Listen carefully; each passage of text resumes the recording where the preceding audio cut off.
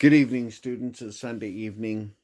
I wanted to do a video talking about the last 5 cases in chapter 21, and that's what we're going to do tonight. I can't remember talking about case 5, so let me just summarize case 5 really quickly. Is case 5, they did not reject the goods, did not notify the seller that they were rejecting the goods. It's only after they treated them as their own and distributed them out that they set aside a few random packages. It wasn't in specific lots, it wasn't cases, it was just some of the items were set aside, and they asked to get their money back for those specific items. But they had already distributed them out. They treated them as their own. And that operated then as an acceptance of those goods. That coupled with the fact that they didn't notify the seller that they were rejecting the goods made it so that they couldn't come along later and reject those goods. And they don't qualify for the revocation after the acceptance because they failed to inspect them. And the flaws that they had were easily discoverable, doesn't meet the second prong of that test. So, all right. Case 6 is about a couple that bought a mobile home. The mobile home was sold as the Cadillac of mobile homes. They paid $23,000 for it. Almost immediately after purchasing this mobile home, they started to have trouble with. They kept trying to get people to come in and fix it and do repairs, and they had trouble getting them to fix it. Sometimes had actually show up and bring in parts, and nobody would fix it. And so, question is are they stuck? Well, if you'll turn in your book to page 554, on page 554, the left-hand column, you have this heading, Revocation of an Acceptance.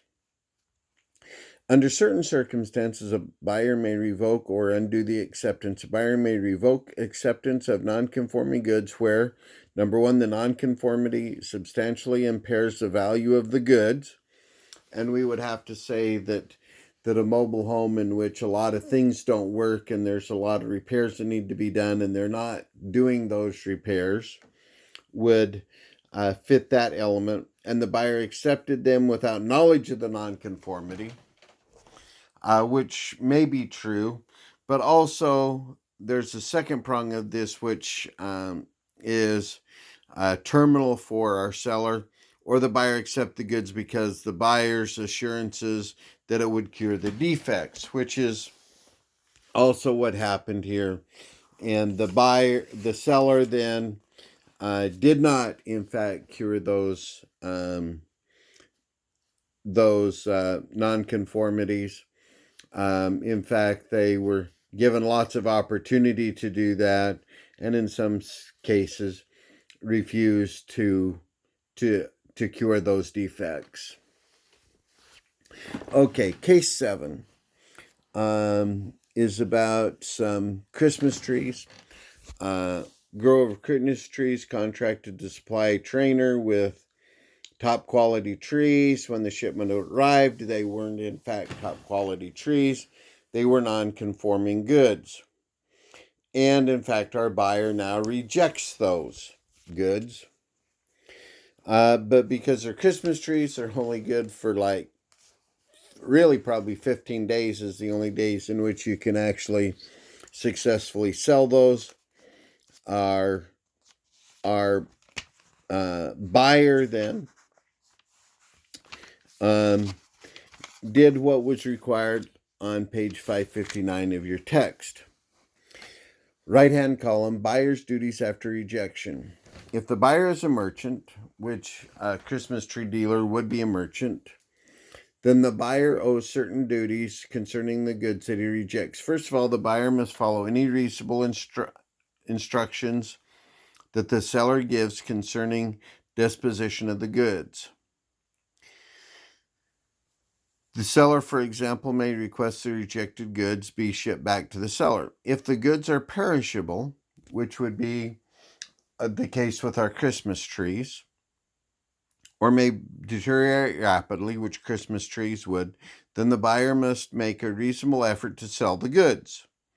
The buyer must reimburse the buyer for any expenses that the buyer incurred. The seller must reimburse the buyer for any reasonable expenses, and the seller must reimburse and give the buyer a commission in the reselling of the goods. In reselling the goods, the buyer must act reasonably and in good faith. In other words, he can't lowball them. He's got to sell them for a fair value. And that's now what's going on here with these Christmas trees. Trainer then tried to recover from Walter the expenses he incurred in caring for and selling the trees. Did the buyer act properly in rejecting the trees and reselling them for the seller? And yes, he did. Yes, he did. That's exactly what he should have done. Okay, case 8. In case 8, what we have here is somebody purchased a tractor, and it turns out that this tractor was a non-conforming good.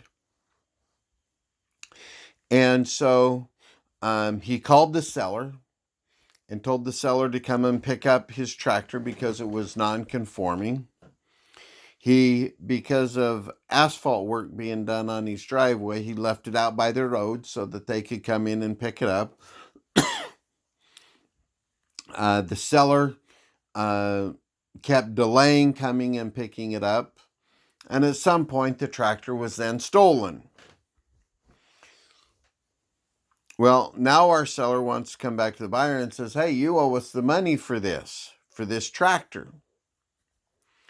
Well, we know from the previous chapter that when a seller sells non-conforming goods, the risk of loss does not transfer.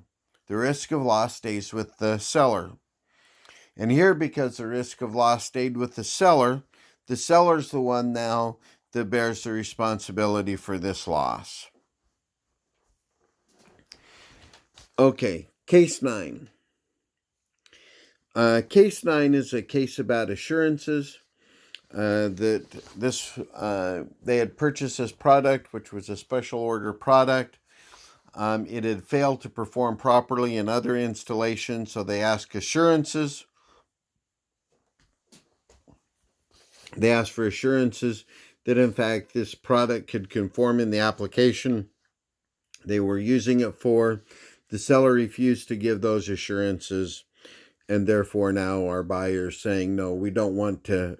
We're not bound by the contract. We reasonably asked for assurances. You would not give us assurances, and therefore you're in breach of contract, and we do not have to perform. All right, and case 10 is a commercial impracticability problem.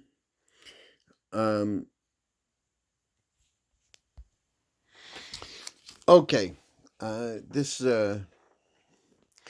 last case, this case 10, is a commercial impracticability case, and I think the thing that will help us is if you'll turn to page B-18. That's the appendix B-18, 2-615. It's on the lower right hand side of B-18.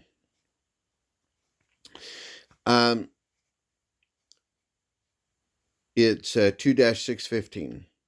Delay in Part A. Delay in delivery or non-delivery in whole or in part by a seller who complies with paragraphs B and C is not in breach of his duty under a contract for sale if performance was agreed upon, has been made impractical by occurrence of a contingency, the non-occurrence of which was a basic assumption of the contract. Part B. When the causes mentioned in paragraph 1 affect only a part of the seller's capacity to perform, he may allocate production and deliveries among his customers, but may, at his option, include regular customers not then under contract, as well as his own requirements for further manufacture. He may so allocate in any manner which is fair and reasonable. The seller must notify the buyer seasonably that there will be a delay or non-delivery and that when allocation is required under paragraph B of the estimated quota thus made available for the buyer. And so that's what we have going on here. In this case, it's a case of commercial impracticability, basic assumption that this would not occur. It did. And therefore, the seller, in this case, can choose to allocate what available inventory has based on anything that's made in good faith and that's a reasonable method of allocation. All right. On Tuesday night, we'll do chapter 22, and then we'll do an exam then after chapter 22. So we'll probably do that exam sometime the first of next week. So if you'd start reviewing those chapters, we'll do an exam after chapter 22. All right. I hope you had a good Easter Sunday, and I'll talk to you on Tuesday night. Good night.